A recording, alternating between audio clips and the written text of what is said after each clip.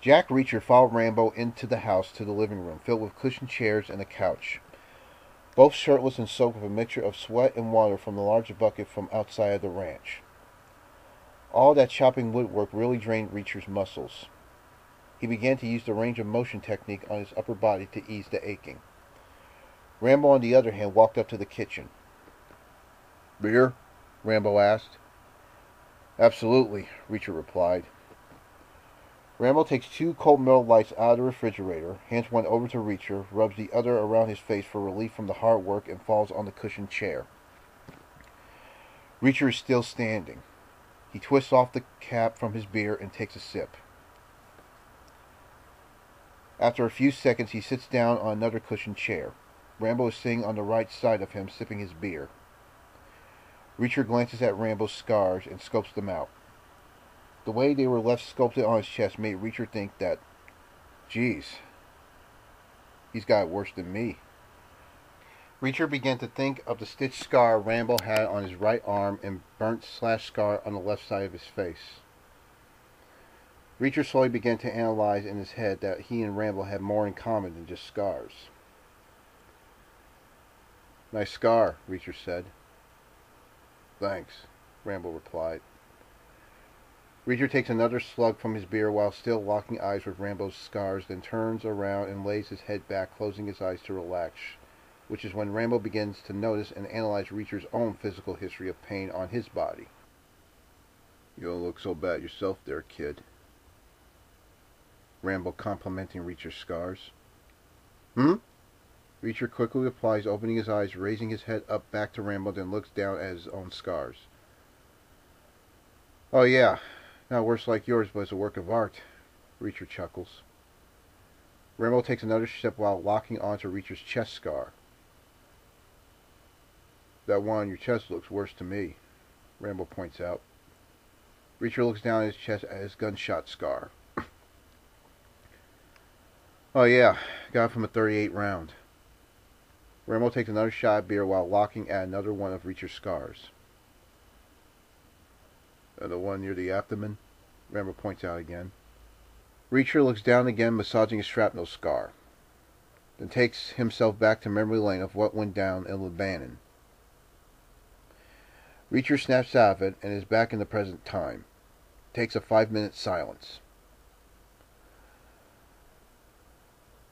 "I wasn't thinking," Reacher answered. His answer stuns Rambo's head and took him back to memory lane as well.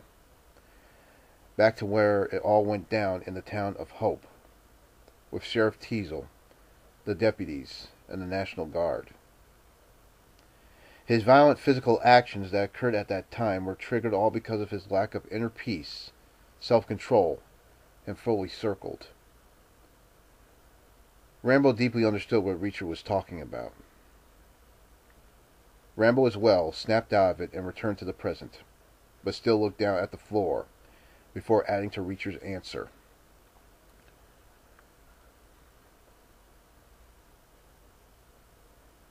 "Neither did I," Rambo finally added.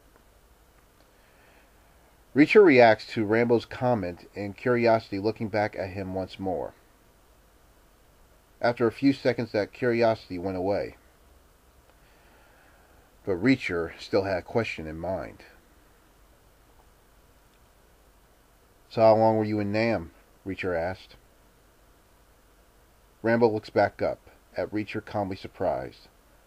Silent for 5 seconds until replying, "What made you think I was in the war?"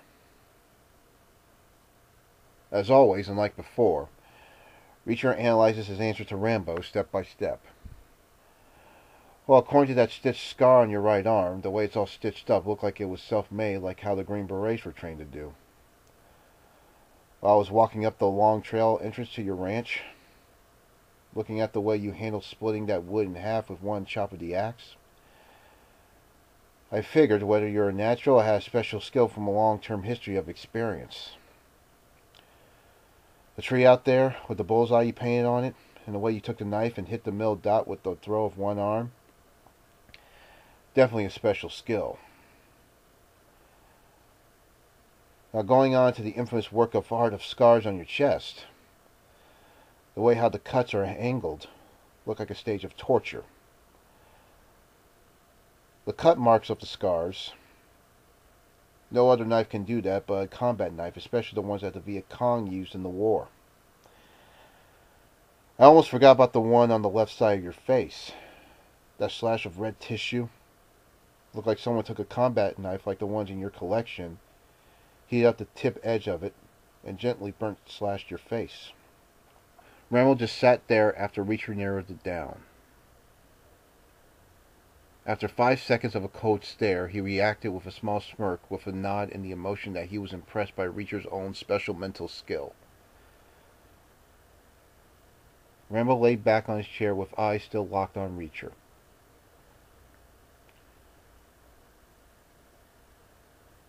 I see you got brains behind the brawn. Rambo impressively responds, turning back away, taking another shot of his beer. Yeah, trust me, I've had a shitload of moments, Reacher added. I always believed that the mind is the best weapon, Rambo said. Likewise, Reacher added. Reacher's words hit Rambo right in the heart. He quickly turns his head back to Reacher, calmly surprised. He is even more impressed. After another cold stare, he gives Reacher another quick smirk and looks back down. After all he went through since the war, Rambo never met anyone that was similar to him quite like Reacher.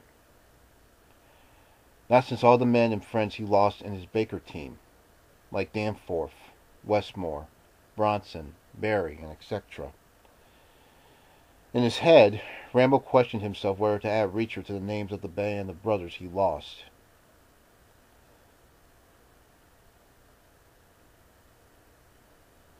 There's one thing I forgot to add, Reacher announced. Rambo looks back up, unexpected to hear what would come out of Reacher's mouth this time. During my time while stationed,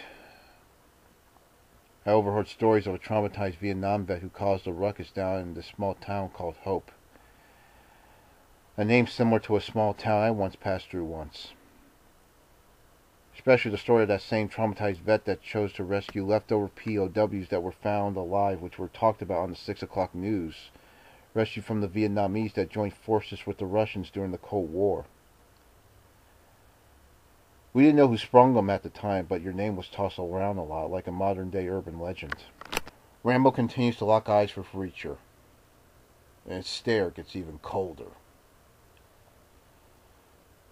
Despite that you're not mentioned publicly, for guys like me down in the bases stationed, you become like inspiration to us men in combat. As a matter of fact, you're bigger than inspiration. You become a hero. I'm still questioning myself whether or not I can call you mine.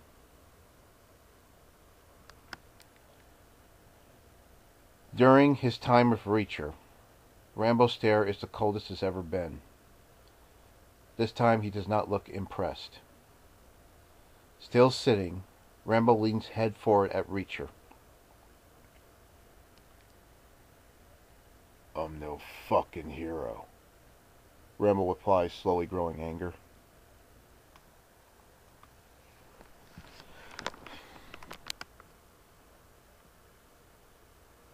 I was just a guy who was trying to survive, and did what we all thought was right at the time, which was to fight for my country. But when I came back, my country shit on me for it. Reacher, still locking eyes with Rambo, sits still with a calm, plain face. How about you, Jack Reacher? Are you a hero? Reacher stares still, plain and calm, but Rambo's words this time hits him right in the heart. Rambo, still waiting for an answer, decides he doesn't give a fuck anymore about Reacher's answer by slowly picking himself off the chair with beer in hand, walking out of the living room to the bedroom. Reacher just sat there, still calm and plain. Like always, Reacher said nothing.